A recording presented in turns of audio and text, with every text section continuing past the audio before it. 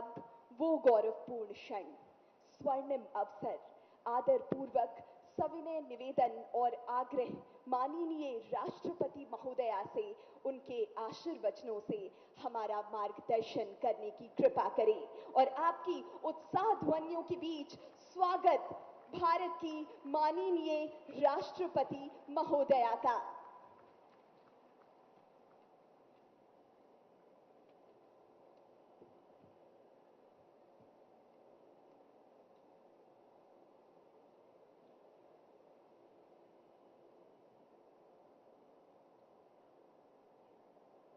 इस महिला सम्मेलन में उपस्थित झारखंड के राज्यपाल श्री सीपी राधाकृष्णन जी, मुख्यमंत्री आदरणीय श्री हेमंत सोरेन जी, केंद्र सरकार के जनजातीय कार्य मंत्री आदरणीय श्री अर्जुन मुंडा जी, जनजातीय कार्य राज्य मंत्री आदरणीय श्रीमती रेणुका सिंह स्वरूता जी, झारखंड सरकार के महिला एवं बाल विकास व सामाजिक सुरक्षा मंत्री श्रीमती जोबा मांझी जी, मंच पर उपस्थित विधायकगण श्री नीलकंठ सिंह मुंडा जी, श्री कचे मुंडा जी, श्री विकास कुमार मुंडा जी, लोकसभा के भूतपूर्व उपाध्यक्ष तथा इस खुंटी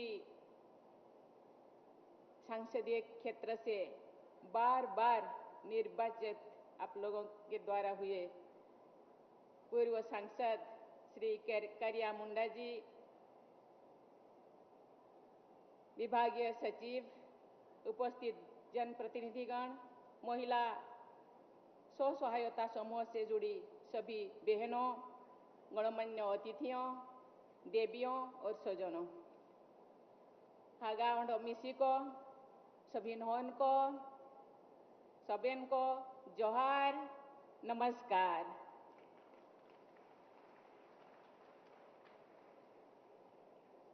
खुंटी की इस पवित्र धरती पर आकर मैं स्वयं को धन्य महसूस करती हूँ।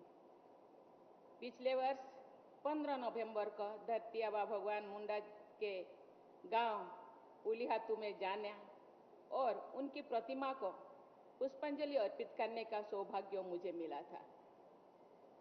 सभी देशवासियों की ओर से मैं भगवान बिरसा की जन्मस्थली तथा क्रांतिकारियों की बलिदान स्थली खुंटी की प्रति मैं नमन करती हूँ।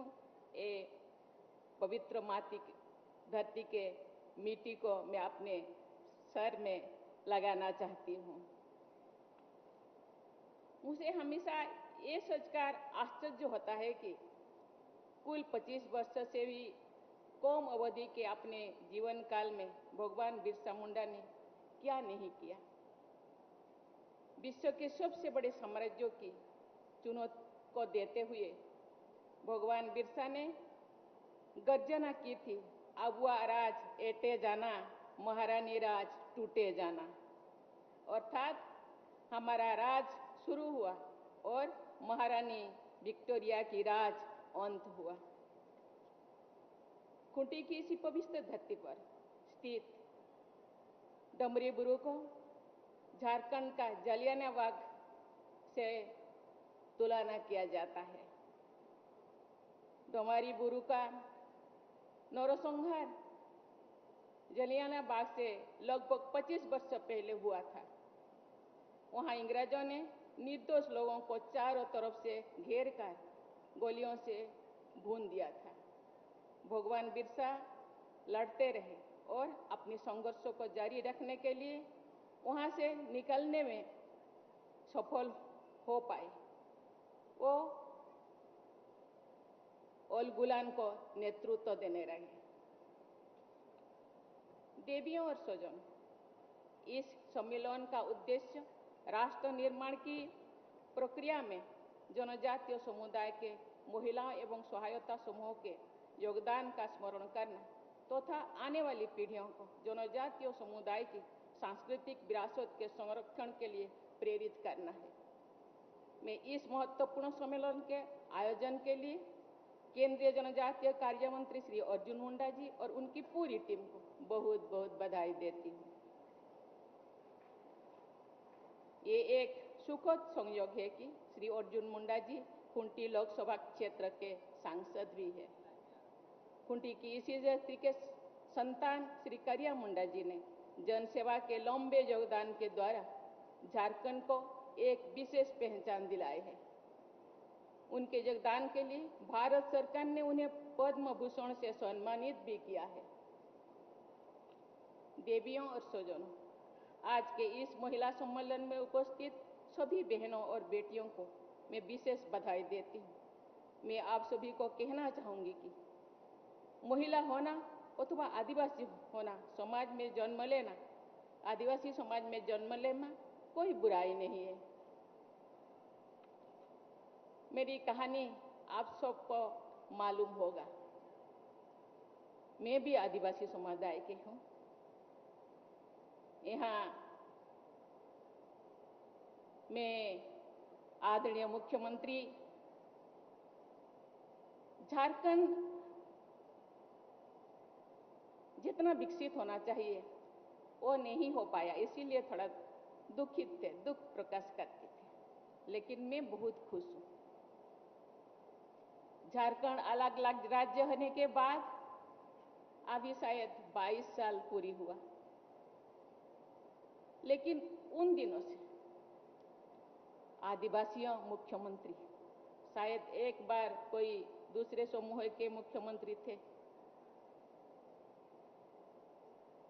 28 एमएलए, 28 एमएलए आदिवासी। मैं खुश हूं आज आदिवासी केंद्रीय कल्याण जनजातीय मंत्री अर्जुन मुंडा। मैं और भी खुश हूं आज महिला विकास मंत्री भी खूंटी से बिलोंग करती, खूंटी के पास के एक विधानसभा क्षेत्र के विधायक है और महिला समूह के मंत्री हैं। मैं आशा करती हूँ कि आने वाले दिन में मैं जब अभी यहाँ आने के पहले महिला समूह ने जो प्रोडक्ट बनाए हैं, जो समूह अपने अपने लिए जो बनाए हैं, चुने हैं, उसी दिशा में वो काम कर रहे हैं। वो अपने प्रोडक्ट को वहाँ दिखाए थे। शायद 40 करीब ऐसे स्टॉल होगा, मैंने देखा। मैं उनको प्रोडक्ट्स तो देख रही थी, लेकिन उनके चेहरे को मैं देख रही थी। उनके चेहरे पे जो मुस्कान, मैं पूछ रही थी कि आपको सालाना कितना मिलता है या महीने में कितना मिलता है, आप खुश हैं? उन्होंने बोले हाँ। मैं उनके चेहरा को देख करके मैं अपने बचपन के या अपने जो उनके एज के जब थी उस टाइम के समय में याद करती थी। मैं आपको कहना चाहूंगी, ये केवल मैं ओडिशा के तो हूँ, लेकिन यहाँ के खून, झारखंड के खून मेरे शरीर में बहता है। क्योंकि ये जो माननीय मंत्री जोबा मांझी जिस घर में वो बहू होकर गई है, उसी घर के है मेरे दादी थे, अभी तो नहीं है, मेरे दादी उसी घर के थी। इसीलिए ये भी मेरा सौभाग्य है कि मुझे इसी धरती का राज्यपाल बनाया गया है। आज मैं ये अपने धरती का एक मेहमान बन के आपके सामने उपस्थित हूँ। लेकिन मैं ये महिलाओं को देखकर थोड़ा ईर्ष्यान्वित थी। मैं सोचती थी कि शायद मेरे पास भी वही ज्ञान होता। उस दिन बचपन में मेरे दादी ने मेरे गांव से 5-6 किलोमीटर दूर हम लोगों का खेती था और खेती के आड़ियों में शायद 20 ऐसे महुआ के पेड़ था। हम रात को 2 बजे मुझे मेरे दादी ने 2 या 2:30 बजे मेरे दादी ने उठाती थी, चलो जाएंगे। उसको कलेक्ट करते थे, सुखाते थे और पोटम बांध के हम तो बंदी कहते थे, फोटो में बांध के उनको रखते थे। साल भर में कभी कीड़ा लग जाता था, इतने सारे पसीना बहाने के बाद, क्योंकि उनको उपयोग हम नहीं पता था, केवल उसको बॉयल करके, कभी हम लोगों के पास खाना नहीं होता तो थोड़ा बहुत खा लेते, लेकिन इतने सारे उनका वैल्यू ही नहीं था। 25 पैसे या 20 पैसे केजी था, लेकिन आज बहनों ने उससे क्या क्या बना रहे हैं, केक बना रहे हैं, लड्डू बना रहे हैं, क्या क्या बना रहे हैं, और इतने कीमत से वो बेच रहे हैं। बहुत सारे फॉरेस्ट प्रोडक्ट हम कलेक्ट करते थे, लेकिन उसका उपयोग सही ढंग से हमको पता नहीं था, लेकिन जिंदगी उसी तरह जीते थे। आज महिलाओं को बहुत सारी चीजें सरकार द्वारा, टेक्नोलॉजी द्वारा, ट्रेनिंग द्वारा उनको सिखाया जाता है, और कुछ रुपया महिलाओं के पास केवल धान के अलावा या फॉरेस्ट प्रोडक्ट के अलावा और कुछ भी नहीं था। लेकिन आज महिलाएं केवल धान खेती के ऊपर निर्भर नहीं करते। आज सरकार जो महिला समूह बनाए हैं, और थोड़ा बहुत यहाँ पे मैं तो खुश हूँ। जो राज्यपाल थी, शायद मुझे एग्जैक्ट जितने पता है 302 केजीबीबी था। मैं केजीबीबी घूमती थी, केजीबीबी में शायद आदिवासी बच्ची ही पढ़ते हैं, तो मैं उनको चेहरे को देख के खुश होती थी। आज वो बच्चियां शायद कॉलेज में, यूनिवर्सिटी में, या शायद नौकरी भी करते होंगे। मैं राष्ट्रपति बनने के बाद सभी स्टेट, सभी राज्य मुझे घूमने के लिए मौका मिला। इसी तरह बहुत सारे महिला समूहों को मैं मिलती थी, इंटरेक्ट करती थी। मैं तो खुश हूँ। भले ये आदिवासी बहुल राज्य है, 26% आदिवासी इस राज्य में है, उसका 50% आप बोले तो मुझे लगता है 1 करोड़ से ज्यादा आदिवासी रहते हैं इस झारखंड में, लेकिन आधा है महिलाएं। ये महिला सशक्त है, ये आत्मनिर्भर है, और ये फैमिली को तो निश्चित रूप में 1-2 कदम दूसरे राज्य से ये झारखंड के आदिवासी फैमिली 1-2 कदम आगे है। ये केवल महिला समूहों द्वारा संभव हो पाया है। मैं उनको धन्यवाद देना चाहती हूँ। इसीलिए छोटेपन में कहते हैं, बेटियां मेरी रानी है, बेटी रानी, परी है, ये देवी है, दुर्गा है। ये सामने मैं देख रही हूँ, लक्ष्मी है, सरस्वती है। मैं देख रही थी उनके चेहरे पे जो मुस्कान देख के मैं खुश हो रही थी। चलिए, बहुत दिन बाद ही से ही महिलाओं के चेहरे पे तो मुस्कान आया। मैं बहुत सारे महिला समूहों से बीच बीच में जाती थी। एक महिला समूह को मैंने भेटी, वहां शायद 2000 महिलाओं का सम्मेलन था। एक महिला आके एक कंप्यूटर लाए, और सरकार के कितने स्कीमें है, और स्कीम में क्या क्या लाभ उनको मिलता है, उसके बारे में वो एक के बाद एक कंप्यूटर चला के हम लोगों को सुना रहे थे। मैं उनको देखकर मैं ये अचंभित हो रही थी। बाद में मैंने पूछा, आपको पढ़ाई कितने की? उन्होंने, मैडम ज्यादा नहीं, 9 क्लास। 9 क्लास के एक महिला कंप्यूटर चला के गवर्नमेंट का जितने स्कीम, केंद्र सरकार के जितने स्कीम है, राज्य सरकार के जितने स्कीम है, वो गिनाती थी, और वो स्कीम के द्वारा उनको क्या क्या लाभ मिल रहा है उसके बारे में वो वर्णन करती थी। उसको देख करके मैं अपने आप को मैं कितने छोटा महसूस करती थी, मैं कितना पीछे हूं।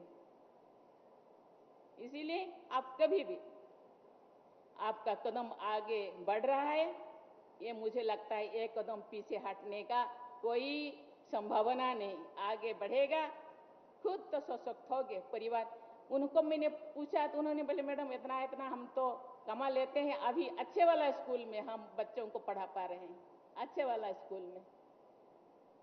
तो इसीलिए मैं इनको देख करके मैं बहुत खुश हूँ, और इनके पास वो पोटेंशियलिटीज है, जुनून है, आगे बढ़ने का जुनून है।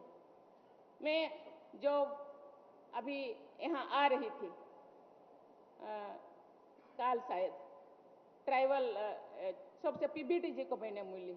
आज केवल झारखंड में नहीं, पहले भी मैं पीबीटी जी से मिलती थी, आज भी मैंने काल मिली। और ऐसे सभी स्टेट में जितने पीबीटी जी है, मैं आपको बताना चाहती हूँ, सारे भारत में 700 से ज़्यादा ट्राइबल कम्युनिटी है। उनमें से अभी तक इतने 75 ऐसे ट्राइबल को आइडेंटिफाई किया गया है जो सबसे पीछे है। उनको मैं पूछ रही थी क्या क्या असुविधाएं हैं, और वो भी, उनको भी आगे बढ़ने का जुनून है और होना भी चाहिए, क्योंकि हम पीछे हैं, इसीलिए हमको बहुत सारे सुविधाएं दिया गया है। लेकिन हम पीछे हैं, इसीलिए हम बैठ के रहेंगे। Government, central government, state government हमको बैठे बैठे देगा, ऐसे नहीं। हम लोगों के पास भी जुनून होना चाहिए आगे बढ़ने का, और जानकारी लेना चाहिए गवर्नमेंट हम लोगों के लिए क्या कर रहे हैं, क्या क्या सुविधाएं दे रहे हैं, और सुविधा का लाभ उठाने के लिए हम लोगों को भी प्रयास करना चाहिए। और वो लोग प्रयास कर रहे हैं, वो लोग खुश है।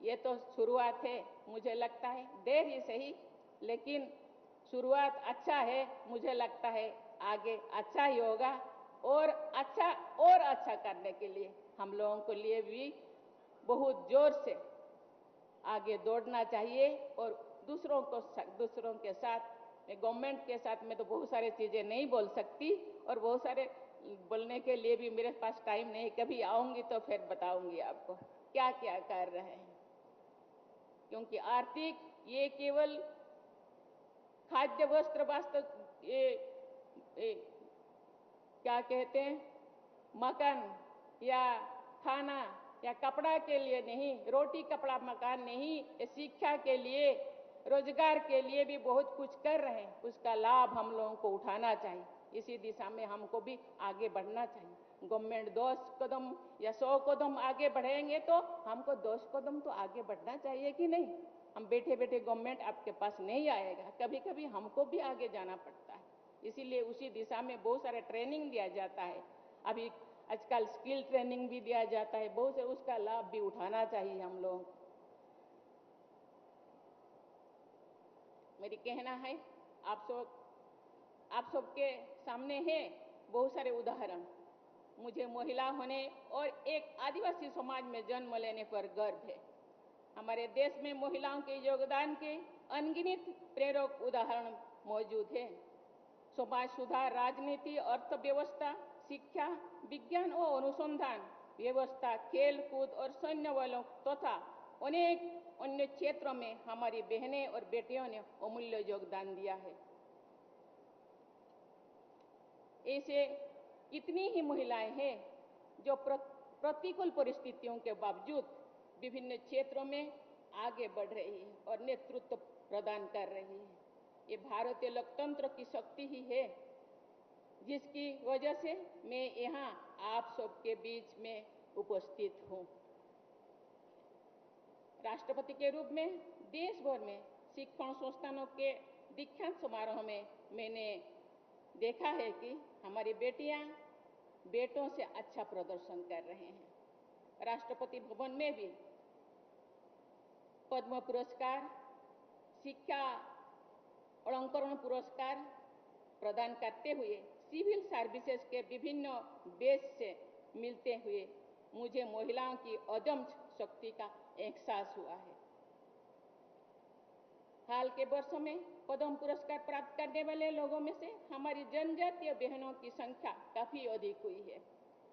पहले वे गुमनामी में रह जाते थे, आज राष्ट्रपति भवन का दरबार हॉल हमारी जनजातीय बहनों के सम्मान में तालियों की गड़गड़ाहट से गूंज उठता है।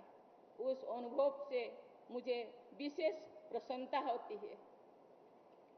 प्यारे बहनों, किसी भी कार्य में सफल होने के लिए ये अत्यंत जरूरी है कि आप अपने प्रतिभा को पहचानें और दूसरों के पैमानों पर अपना आकलन नहीं करें, कंपेयर नहीं करना चाहिए। आपके अंदर असीम शक्ति है, आप उस शक्ति को जगाएं। हाल ही में अंतर्राष्ट्रीय महिला दिवस के अवसर पर मैंने एक लेख लिखा था जिसका शीर्षक था हर महिला की करनी मेरी कहानी। हर महिला की कहानी मेरी कहानी है। उस लेख में मैंने लिखा था कि एक शांतिपूर्ण और समृद्ध समाज के निर्माण के लिए महिला पुरुष समानता पर आधारित जड़ीभूत पूर्वग्रह को समझना और उनसे मुक्त होना जरूरी है। यदि महिलाओं को मानवता की प्रगति में बराबर का भागीदारी बनाए जाते तो हमारी दुनिया अधिक खुशहाल होती।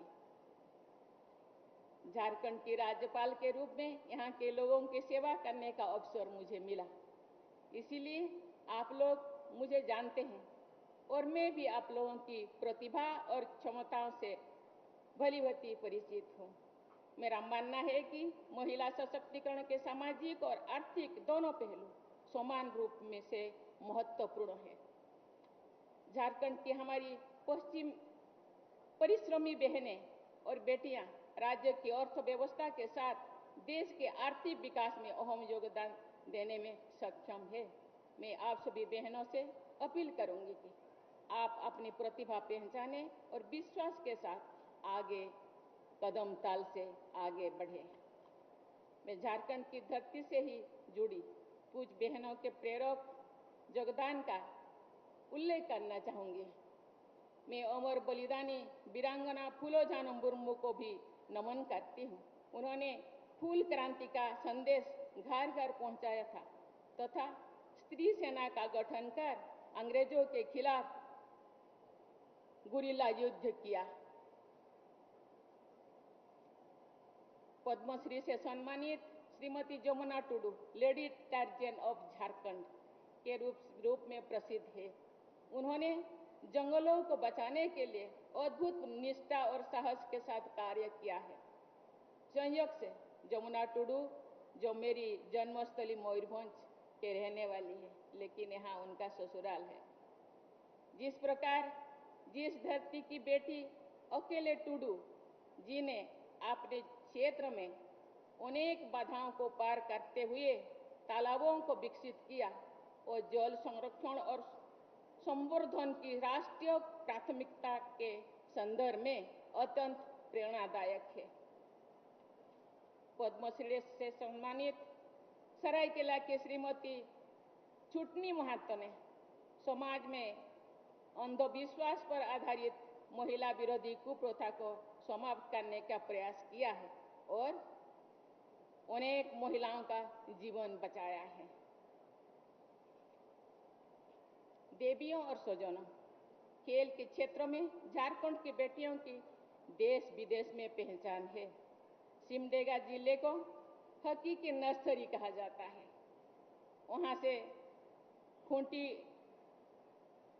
वहां से जो ब्यूटी डुंगडुंग, प्रमोदिनी लकड़ा, मोहिमा टेटे और दीपिका सरेंग जैसी प्रतिभाशाली लड़कियां हॉकी के खेल में अपनी पहचान बना रहे हैं।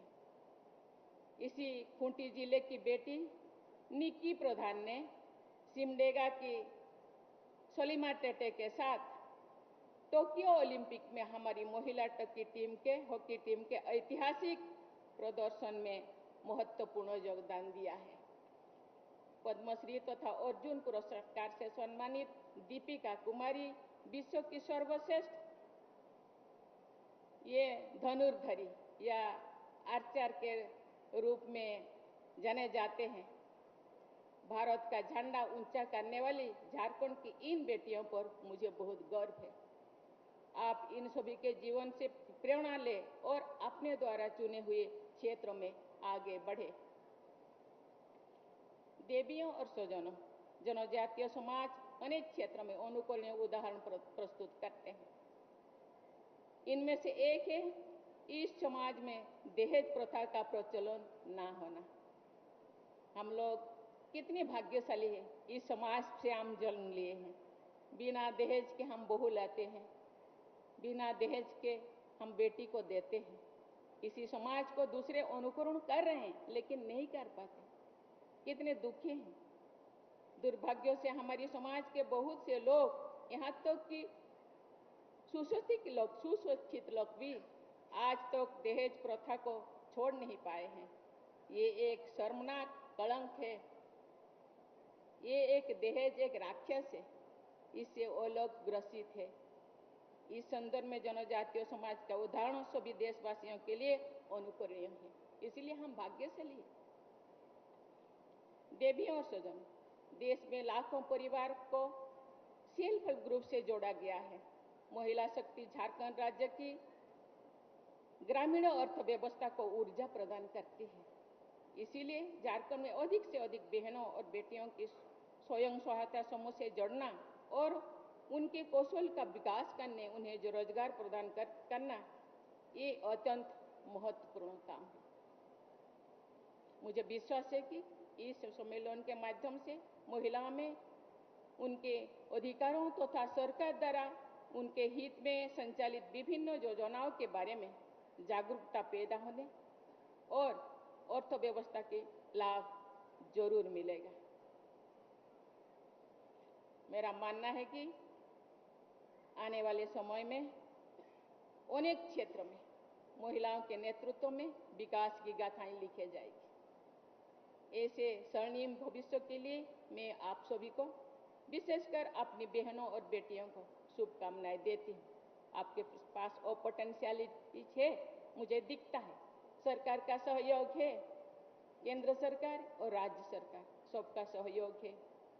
मुझे लगता है बहुत सारा योजनाएं है, उसके बारे में जानना, जानकारी लेना।